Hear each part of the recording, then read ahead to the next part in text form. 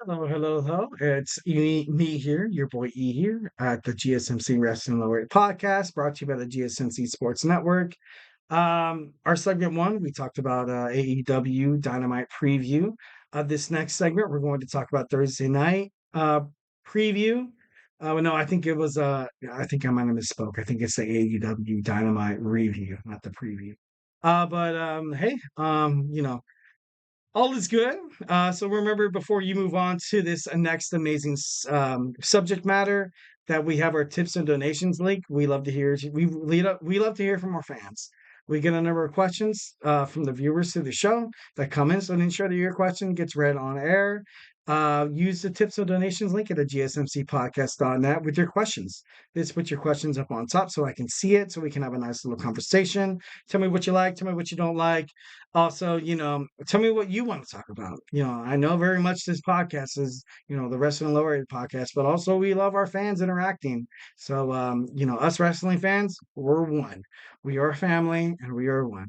So, hey, don't forget, don't be afraid to leave a comment.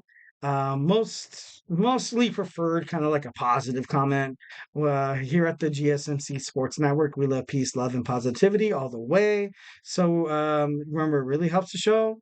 And again, the link is at GSMC podcast.net. So absolutely dope. Absolutely awesome. The GSMC Sports Network. So kind of moving on, we have our Thursday night review preview. Wow, why do I keep messing that up?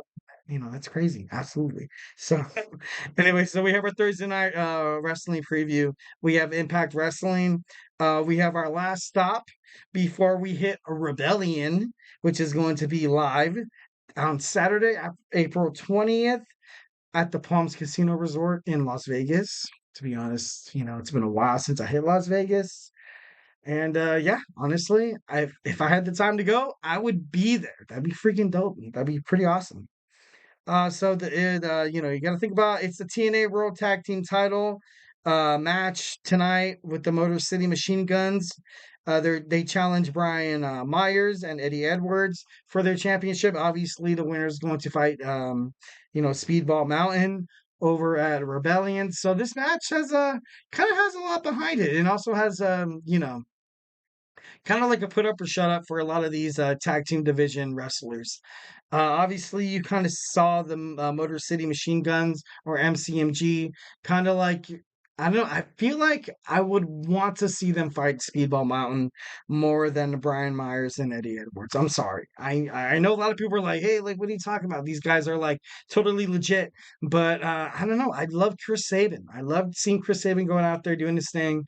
And I don't know. He's been kind of like a staple in TNA for a pretty long time.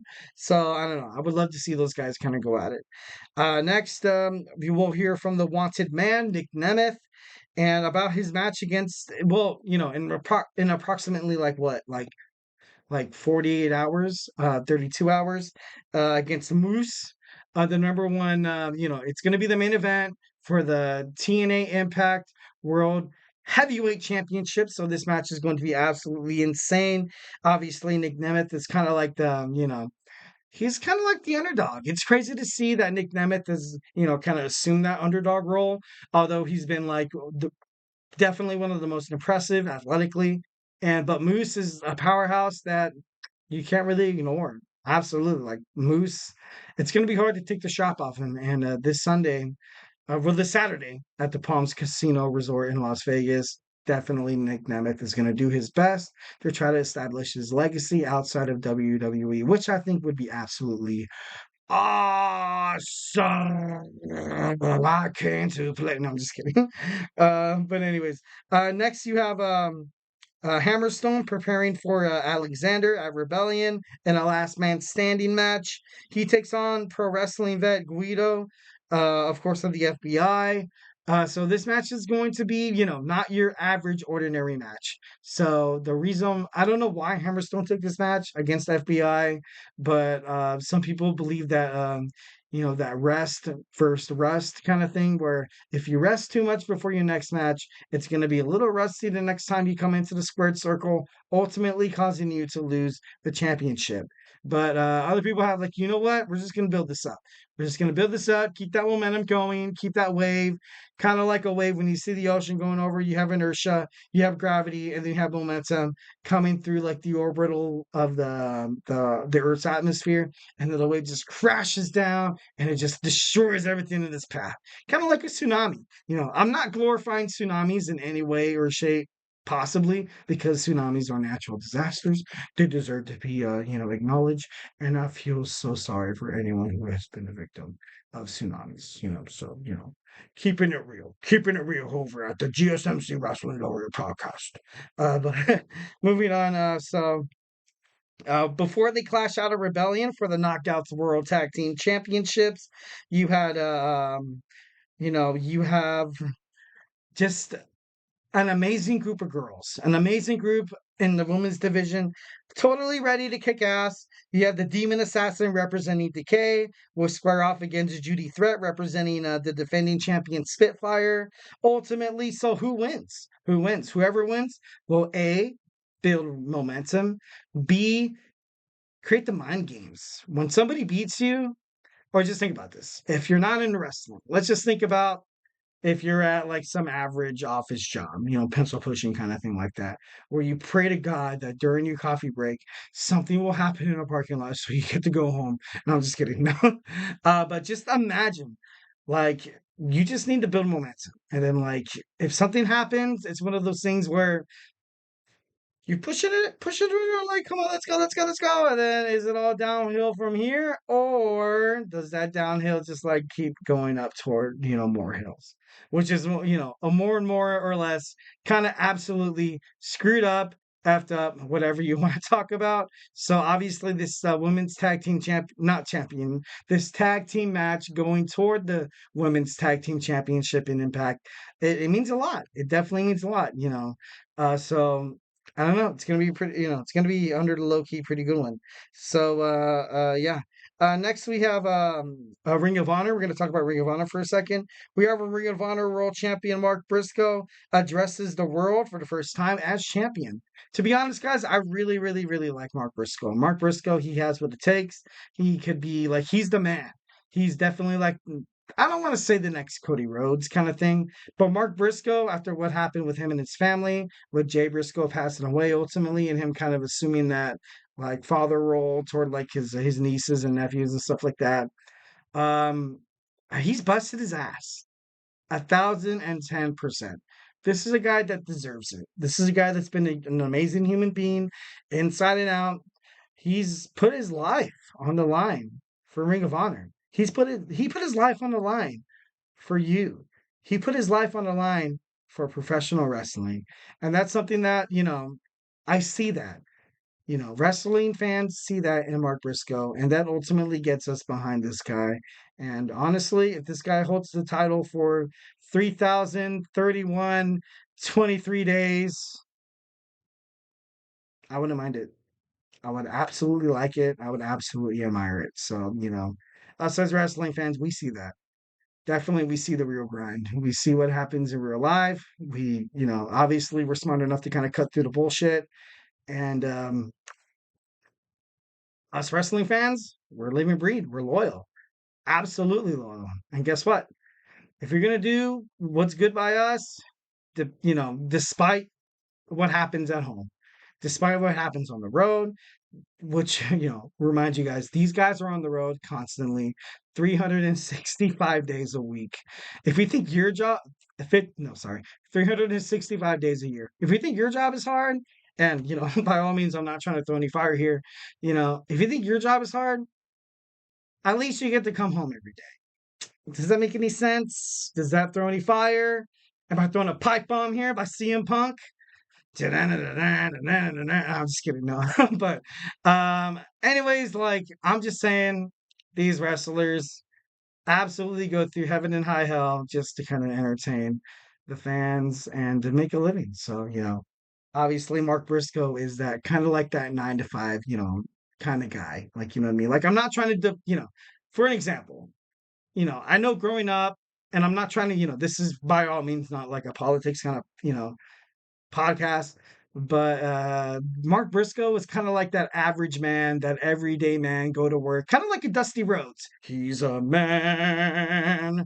He's an average man. Like where he would go out, go grocery shopping, pay the absurd amount of bills that you have paying for milk, bread, eggs, whatever. Like during the presidential election, back in I think when it was George Bush against JFK, where everybody was like, "Oh, I love Bush, I love Bush." And the moment that George Bush went to like pay for a gallon of milk, and everyone was like, "Hey, what's the price of a gallon of milk, President? Like, what's the price?" And no, I think it was Bill Clinton. Bill Clinton, sorry. And he was like, "You know what? I don't know." Like he didn't really know. He didn't really know, meaning that he cannot relate to the average man. Meaning that guess what? The average man, it's not going to get behind you. Not going to get behind you. And that's something that I feel like Mark Briscoe is like, I know I'm comparing apples to oranges here. Totally obscure, totally crazy. And a lot of you probably turn off the podcast and it's like, what the heck is this guy talking about? I just want to compare to the representative, which is usually the world champion in terms of impact. You know, you have Moose, you have a WWE, you had Roman Reigns, now you have Cody Rhodes. Everyone, every single fan is behind him solely because they can relate to him. And that's a lot what your business can do, even if it's not wrestling. Like, let's just say you're trying to build a brand. You're not going to sell crap. You're not going to sell shiz to anybody who doesn't give a damn because you have to relate to the audience. I'm sorry. So, honestly, Mark Briscoe should deserve to wear this Ring of Honor championship for as long as he possibly can because he relates to basically every wrestling fan. So, if you all stayed with me there throughout this whole rant, I love you. If you didn't, guess what?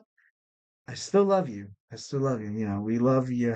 Wrestling fans got to stay together. But get out. No, I'm just kidding. But anyways, so we have the infantry looks to put their names back into the tag team title division picture with the match against the Iron Savages. Next, we're gonna have a proving ground match against Mark Briscoe against Griff Garrison, which is kind of crazy because the last time Garrison fought against Mark Briscoe was in 2019 in a Ring of Honor World Tag Team match against Jay and Mark Briscoe, where they got the victory, but Griff ultimately came up short. So this is his second chance fighting Mark Briscoe, but also this is his first chance, kind of like anything he's ever like dreamed of. Also coming more toward like the closest he's probably ever been toward a Ring of Honor World Championship. So, and also just a couple of matches to kind of fire him off. I know we're running out of time here. For segment 2, we have the Bounty Hunter Brian Keith against Aaron Solo. We have Diamante, Layla Gray, and Taya Valkyrie against Kyrie Hogan, Layla Hirsch, and Trish Adora. We also have Lady Frost against Maddie Bell, and Beast Mortos against Nick Camaroto, and Abaddon against Island K. So we have a lot of definitely a lot of action going on in Ring of Honor tonight, Supercard. So give it a shot, give it a look up highlights on YouTube. That's kind of how like I'm getting this because I don't love the streaming services. Would I love it? Yeah, but I don't have it right now. So go ahead and go on into it. Watch Ring of Honor, watch TNA Impact, and yeah, you're going to be introduced to something pretty special. Something just because it's not broadcasted live on cable television or broadcast television doesn't necessarily mean that it's anything short of spectacular. So bam. Next, moving forward, we have our AEW Dynasty preview. I'm going to talk about the matches and predictions for AEW Dynasty heading towards St. Louis on Sunday. And, just to kind of kick it off right off the bat, I'm not trying to sugarcoat anything. AEW Dynasty needs to be stellar. AEW Dynasty needs to be perfect in order for Tony Khan to kind of move forward with his promotion. So, hey, don't go anywhere.